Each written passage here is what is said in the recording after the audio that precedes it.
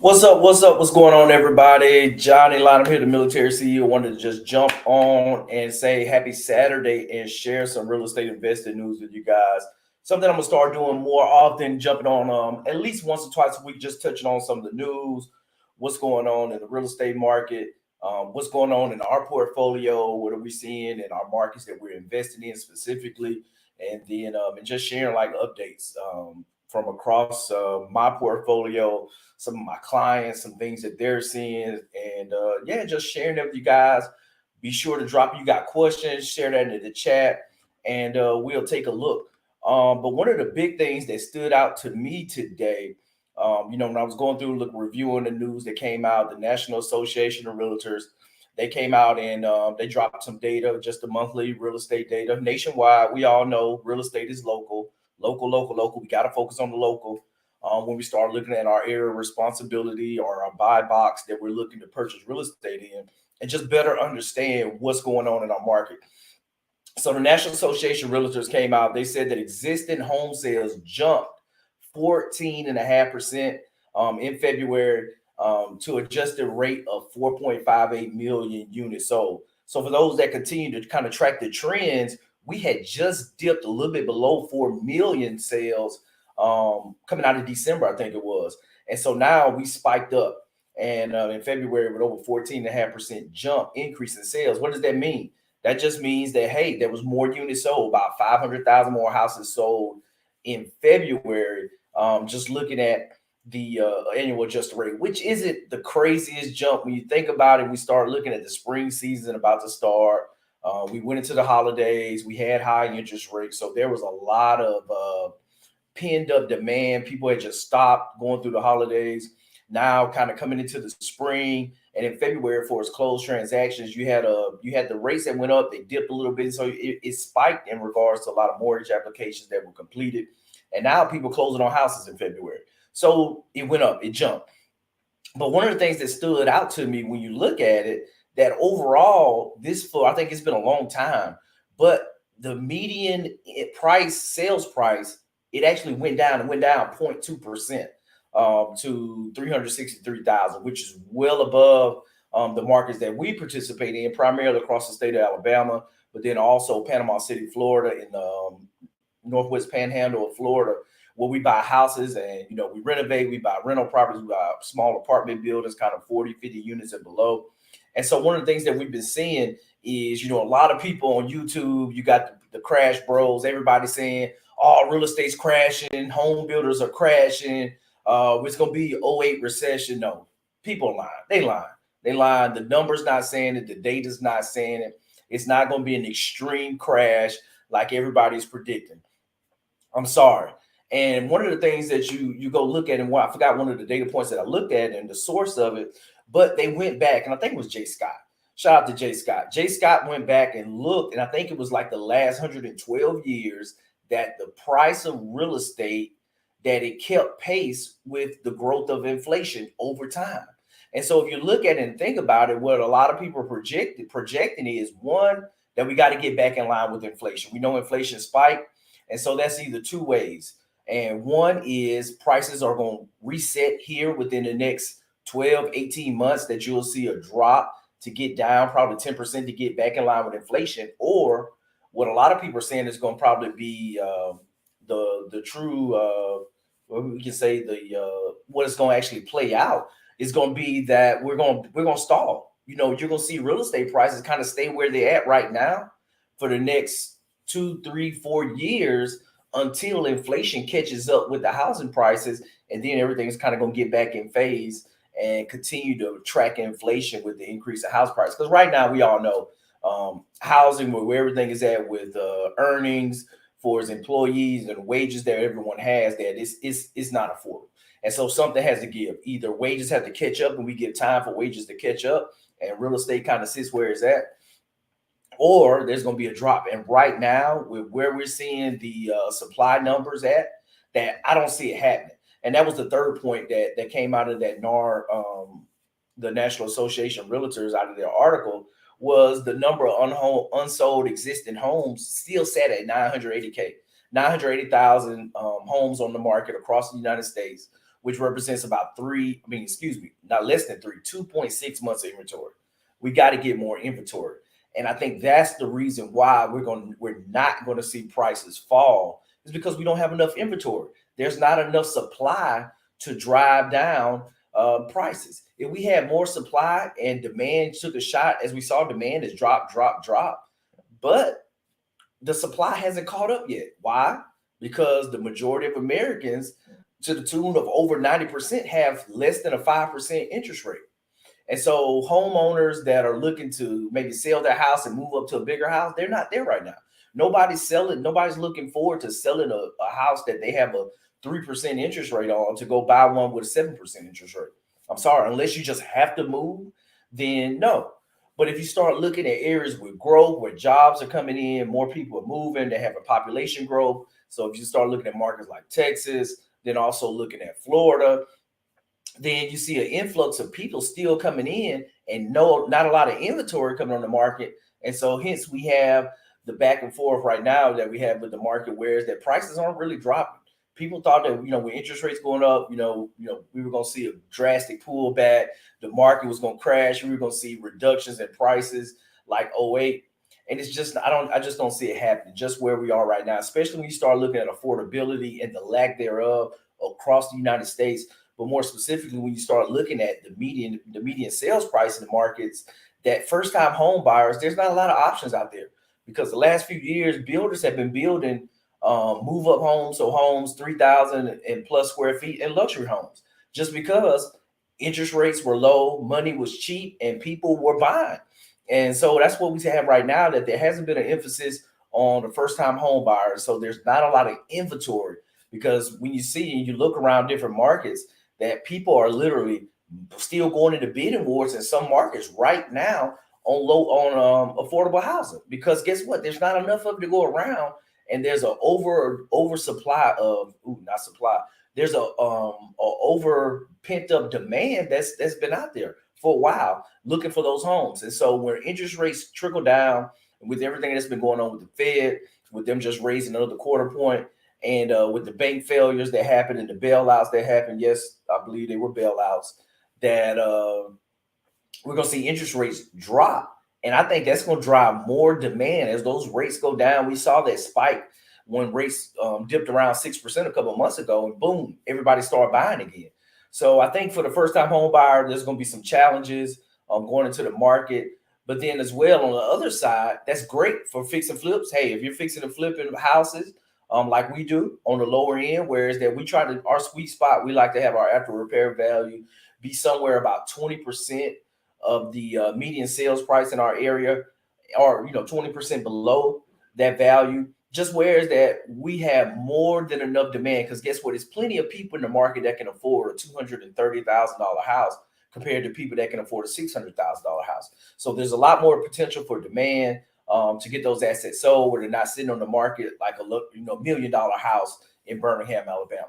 If you had $1 million home right now, it may be sitting for a long time, just because there's not a lot of high net worth individuals that can afford that $1 million home, and then especially at a 7% interest rate. So the house is going to sit a little bit longer.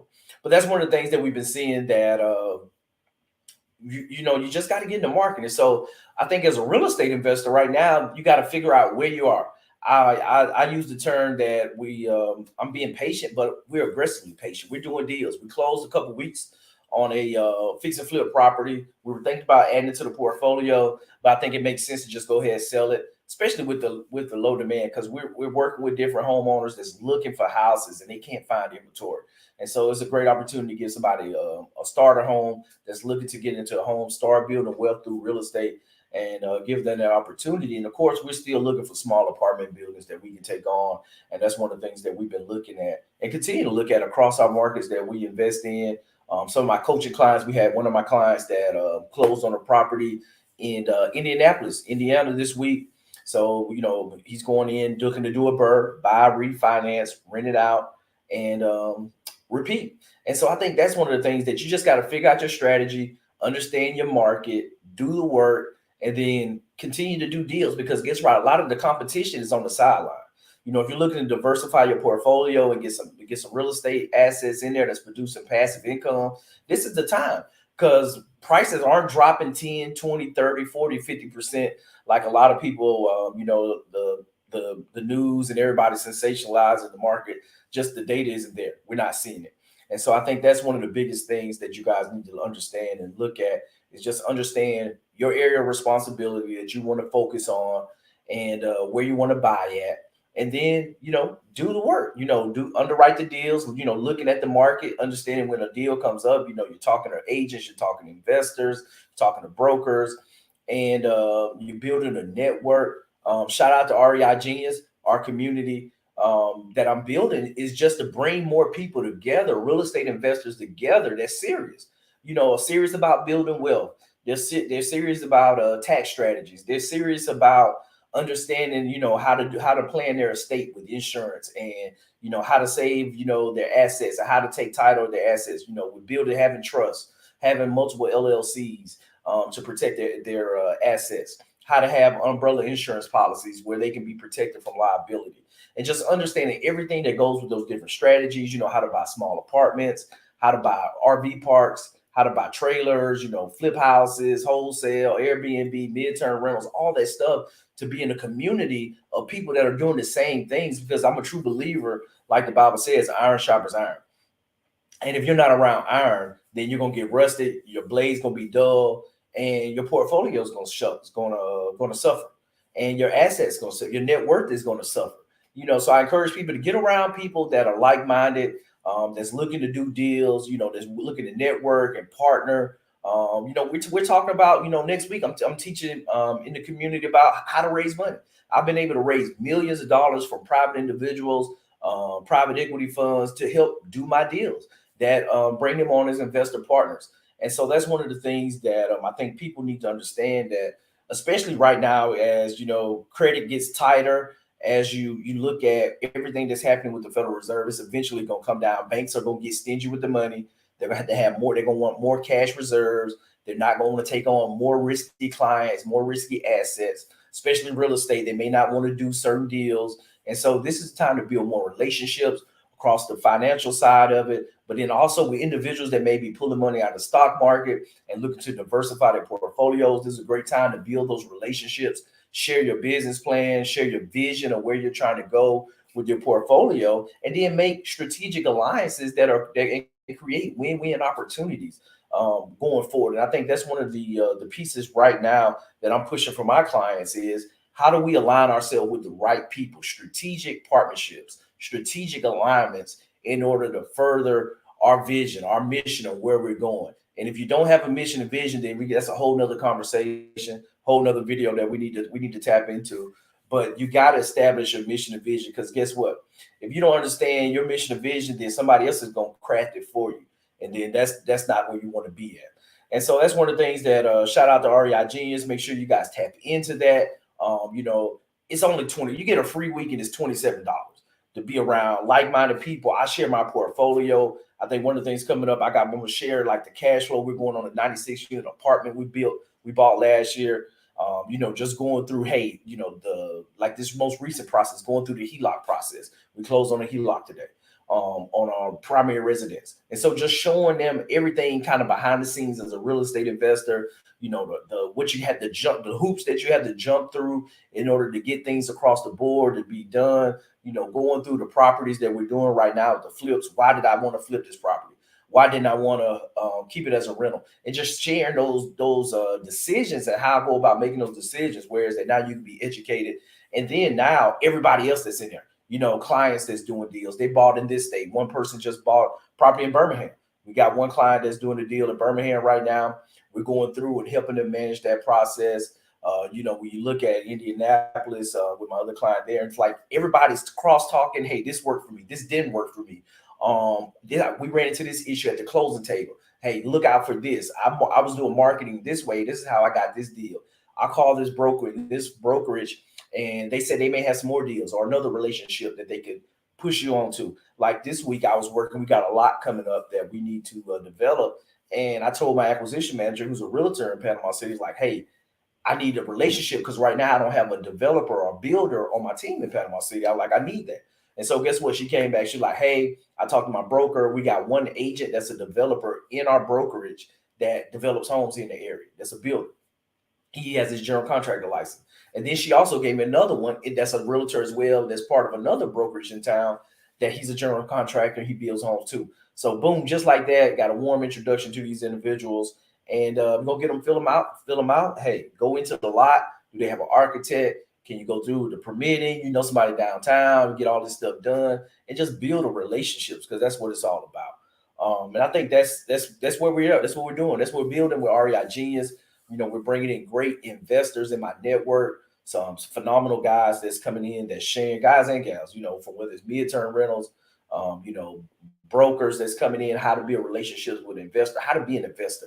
Like, nobody really thinks about you. Like, you just go, you get money, then you just start trying to invest. But how do you really be an investor? How do you underwrite a deal? How do you know if a deal is good or not? How do you know if you're taking on way too much risk for the return that you're getting on your money? All those things, those questions that you need to be asking. And if you're not asking those questions, or you're not around somebody that knows the answers to that, then you got to get in the right rooms, because this is the last place you want to be right now, kind of going into the economic cycle that we're going into with the recession potentially. If we're already in one. I don't think we may not be in one right now, just because I think there hadn't been enough unemployment. But like the Federal Reserve said this week, they want another 1.2 million people to be unemployed by the end of this year. Hopefully, you're not one of them, but you don't know. Depending on the firm, the sector that you work in, you're in a technology firm, or you're potentially in a sales job. You don't know. That's a lot of jobs. 1 million people without job. That's going to be painful for a lot of people who haven't invested or diversified their income streams. If their only sole source of income is one job, and that job says, "Hey, we don't need you anymore," that's not where you want to be. You want to take back control. You want to diversify by bringing in some passive income streams. Go buying a rental property, buying a small apartment building that's going to pay you $2,000 or $3,000 a month, or whatever it may be. You got to figure it out. Real estate is a great vehicle for that, because guess what? All these things, as less people are able to afford single family homes and buy, guess what they're going to do? They're going to rent, because guess what? Everybody needs shelter. Everybody needs somewhere to stay. So if you're not understanding that, if you can get deals and buy rental properties, guess what? Rents are going up. We bought our 18-unit apartment down in Panama City back in 2020. We had underwrote it at $850 a month rent. Right now, we're getting $925 on the property, and we could be getting $1,000. I just refuse to charge people. If we're in the C-class area, service type of, most of the people there, they work services, but it's like, okay, we're not going to just be an oppressive landlord and get $1,000 a month for 850 square foot apartment for two one. And so that's the thing that you look at the market and the changes. Like, there's going to be people that's looking to rent, and if you're providing quality housing, affordable housing, then you're not going to have a whole lot of vacancy. And at the same time, it's going to push your values up over time, because we know that expenses are going up, materials, labor, and all that for repairs, that it costs money, is getting more expensive. But if you do it right, if you know what you're doing, you will be wealthy. When you'll wake up 5-10 years from now, after you bought 10 houses, a couple of small apartments, because it doesn't take a lot, y'all. It doesn't take a lot. That's what I tell my team, that when I'm talking to them, everybody in the community, I'm like, it doesn't take a lot to become wealthy. Whereas that you get enough passive income that supplements all your expenses, where you're not working to pay your expenses. And so that's the place you want to be, because guess what? Your employer says, "Hey, I don't need you anymore." Like, cool, because guess what? I had needed you for 2 years. I've been financially free. And so that's the place that you want to be, on the right side of all of that, when it comes down to it. Also coming up, y'all, let's see. Let me check the questions, see if we got any questions right here from the community. Comments, any comments? No comments. That's cool. For those that's coming back and watching this, it'll be you'll be able to share and see the comments. But also wanted to share with you guys kind of our newsletter as well too. Walk you guys through. Shoot me a DM with your email address if you want to get on our investor list. You want to see kind of our monthly newsletter, what we're doing there, to share that with you all. Whereas that we continue to just move up, everything from the renovation projects. We sold one property down in Mobile, Alabama, off Spring Hill Avenue, close to Mobile Infirmary, for those familiar with the area. We sold a duplex there that we completely remodeled. I think the numbers on that one, we spent about $55K on the renovation. We bought it for 168, and we held it. We held it for 7 months, right at 7 months with the sale, and then we sold it for 340. Came a little bit under where we wanted to appraise at, but it was fine. We had a veteran that came in, got the property, and he's going to house hack, live on one side, rent the other one out. So I was super happy about that we could get a veteran into that deal to purchase that home. On the DC side, we did our first DC property, did a hotel, Operation Chocolate City, that closed as well this month, and that was a hotel. We ended up working. We got it on the market. We bought it from someone that we knew, and was going through the permit process and looking at the permit process in DC. Man, the bureaucracy. I work for the government. I work, military side. I work for the government. But when you start looking at the permitting, the delays, the bureaucracy with getting a permit, I was gonna have to build a team up and from scratch in the DC area. It's like, do I really want to go through that? So what we ended up doing, we put the house on the market, I listed it myself, and we partnered with a broker who had a client looking for a house with an FHA loan, and they came in with a 203K loan where the FHA gave them the money to do the renovation to the house, and they went through a program, the HPAP program, HPAP, Home Purchase Assistance Program, that gave her $105,000 down. Whereas that now it's a program that helps the people that are looking for affordable homes that may not, have $100,000 to put down to stay in the community. They give them the money for the down payment. They put that as a second lien position, whereas that is paid off when the house is refinanced in the future, maybe 5-10 years or whatever, or whenever they go to sell it. That grant is kind of, that money is given back to the pool and it goes back. So that was a cool program. It took forever to close. It almost took us 90 days to close. It was a great thing for the individual to get a family in there versus an investor that's looking to rent it out. So that was really good, but it took 90 days to close, and we were paying, I think we did a hard money loan on that, and I think we were paying the tune $2,600-$2,700 a month on that property, but we got it done. We closed on Operation Quick Turn down in Panama City, Florida. That one's coming up. It's going well. We just finished up week 2. I know the electrician was going in there, getting up the electrical updated. We changed out all the switches, plugs.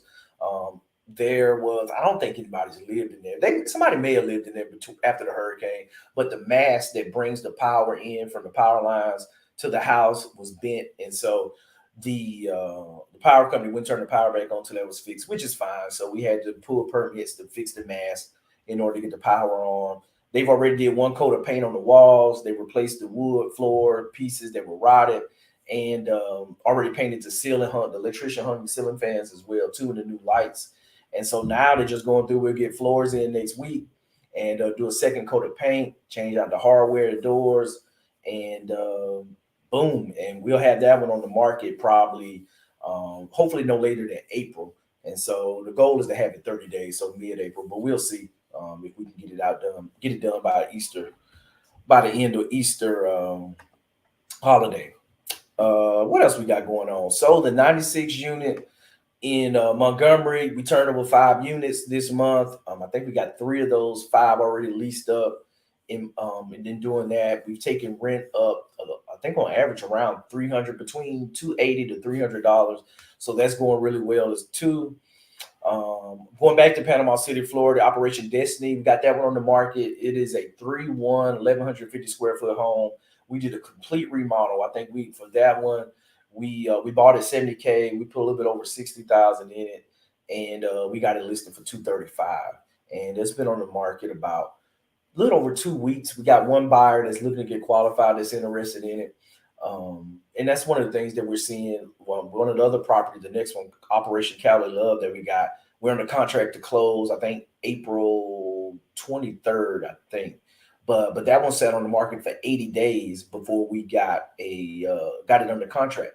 And so kind of that price point that right now is taking about 80 days to close, 75 to 80 days, looking at the metrics right now to close on properties in Panama City market. So it's just taking a little bit longer. It's not taking 6 months. When you kind of get a balanced market, we still only have like a little bit less than 3 months of inventory, which is kind of on par with the average for the nation. And it's just taking a little time with the interest rates, but there's not a lot of supply. There's not a lot of inventory. I think the number for houses under $200,000 across the U.S. is less than 1%. Less than 1% of the real estate in the United States right now, inventory that's listed for sale is under 200,000.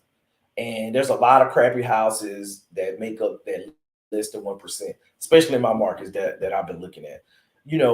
So that's kind of what we got going on. We're still making offers. We're working one pre-foreclosure deal right now. What's going on, Ian? We're working one pre-foreclosure deal right now in the Panama City market, and we're looking there, talking to brokers. I had an off-market deal for an apartment building in the Panama City area. Got presented to me that I got to sign a non-disclosure agreement to look at the numbers, but they want too much. I already looked at what he was talking about, the whisper price was, and the cap rate and the expenses that this guy was charging. I'm like, it's no way I'm paying that. I'm like, you're about $800,000 too high, buddy. And that's the thing. What's up? Oh, he said he's fired up. For sure, for sure, for sure.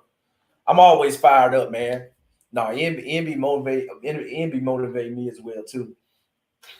But that's the thing, that you gotta go through these deals. You gotta analyze deals. The thing with real estate, I say no way more than I say yes. I've built a portfolio up over 110 units. We're closing on a 20 unit, by the way, too. Forgot about that. Next week in Montgomery to kind of close out that 96 unit package, but we're gonna be at like over 130 units at that point, and which is a blessing. It's a phenomenal achievement. I don't really celebrate achievements a lot like I should, but it's a blessing. And you just got to start with the first deal, start with the first property, get going, take action, and just know you're gonna say no more than you say yes. Especially right now, a lot of sellers. Sellers are selling for crazy prices, and either people are gonna buy it or they're not. You're going to reduce your price, and a lot of sellers are still thinking this last year in the summer when everything was just astronomical. That I think one of the guys, one renter at a time that I follow, he was saying in Seattle last year, early summer, that they were selling houses. The average sales price was 12% above list price. For that month, that the average sales price was 12% above list price. And people had just lost their mind. There's no reason that houses should be selling for 12% above the list price. And so it was at some point that we got to get back in equilibrium. The Fed had to raise rates to slow stuff down because it was just getting stupid.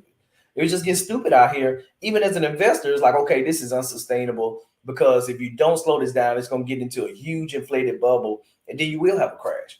And so I think that's what we're doing. But you got to understand the risk, focus on like a certain niche, get good at your niche, and you'll be good. Because I tell people that it's only risky if you don't know what you're doing. If you had a knowledge, you do the work, you do the research, and you understand the knowledge, it's not risky. If you got all your portfolio in real estate, if you know what you're doing, it's not risky. If you diversify and put some money in the stock market, but you don't know about stocks, then that's risky. So you got to figure out what it is that you know, and just take action and do it, and understand that it's a long game, it's a marathon, and that the more that you continue to show up, the more reps that you do, the better off you're gonna be in the long term.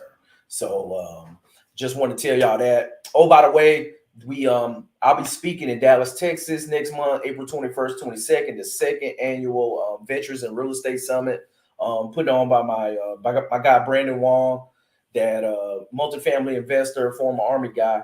And he's putting this on for the second time this year out in Dallas at the Flight Museum there at Dallas Love Field. It's going to be a phenomenal event. A lot of veterans that's crushing it all across real estate are going to be present, from everything from Airbnb, fixing and flipping apartments, small apartments, big apartments, RV parks, syndicators, any and everybody. You got veterans there that started their own financing company, private equity funds, all that'll be there. So if you're interested, you're in the Dallas area, somebody in the Dallas area that's looking to get in real estate investing, shoot me a DM, shoot me a message, get the link so you can get your ticket. We'd love to see y'all there. I'm going to be there full effect. I'm going to be handing out everybody that's coming. They don't know it yet. I'll share it with y'all. They're going to get a free copy of my book. I'm going to bring some books with me. Get those out to everybody that's in attendance. And it's just going to be a great time. A lot of veterans. You don't have to be a veteran to show up. But what better room could you be in than a room full of veteran entrepreneurs that's crushing it in real estate? I'm like, what other place could you rather be outside of Disney World? Would you rather be then in a room full of veteran entrepreneurs that's going to hold you accountable, that's going to give you the game. I think we're going to have time to do some workshops on the second day where you can ask your specific questions on what you're dealing with, what you're trying to get done, so you can get the game that you need to build wealth. And I'm a true believer that iron sharpens iron, as I already said. Get in the room, find you a conference. If you don't come to this conference, you need to go find your seminar or conference to get in the room, network with some great people.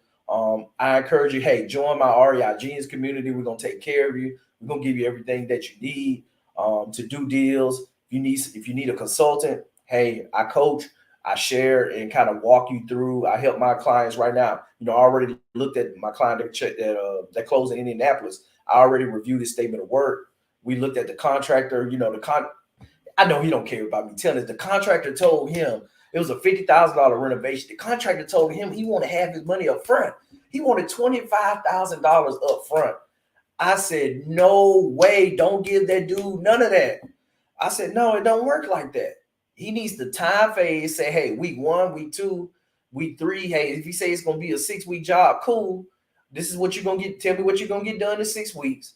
Tell me how much you need to get paid each week, and I'm going to pay you. I was like, the max you can give him at start is $5,000. And that's a stretch. Because guess what? Like, if he's going to be buying materials, we'll take care of materials. If he's going to buy and he's insisted on him buying the materials, peace. I get it. And, that's one thing. But I'm like, no, you can't do that. And I was like, and tell him this, if it's going to take 6 weeks, guess what? If you finish a week early, I'm going to give you an extra $1,000 and incentivize. Or, finish 2 weeks early, I'm going to give you an extra $2,500. But guess what? If you finish a week late, I'm going to deduct it $1,000. You finish 2 weeks late, I'm going to deduct $2,000. And guess what the contractor told him? Nah, man, I don't work like that. You don't work off a schedule. You don't work on getting paid after you do the work. You don't work like that? I'm like, okay. I'm like, hey, let's go get another estimate. That's what we got to do. And so that's the thing. Like just being able to talk to somebody. I've heard some nightmares. People gave away a lot of money, and contractors ghosted them after they got their money. So that's the last thing I want to see. That'll never happen to my clients because they know what to do. They know what to do. They know what to say. They know what type of documentation. They know to get their W-9s up front for filing taxes. When they record everything, they get the lien waiver at the end, so they can't put a mechanic's lien over. They sign, notarize, saying they've been paid. It's all this stuff that you got to do. And if you don't know that you got to do it, then you can end up sideways real quick. And so that's one of the things that I just love seeing people taking action and being able to be part of other people's journey. We got one question, Lorena Morales. What's going on, brother? I have a question. Do I have to have a LLC to get a 1031? I don't think so. Whatever you took title in, whether it was your personal name or if it's an LLC, to do a 1031 exchange, that you should be fine. So yeah, people can do that, as an individual or as a company. No, that's a great question, because 1031s are a great avenue, whereas that you don't have to pay taxes on your gains on when you do a transaction. So if you bought a house for $100,000 and you sold it for $200,000 5 years later, that $100K of profit that you would make when you sell, the IRS wants taxes. They want to tax that money. And so instead of them taxing it, if you roll it into a 1031 exchange, now you just take the money, you give it to a custodian.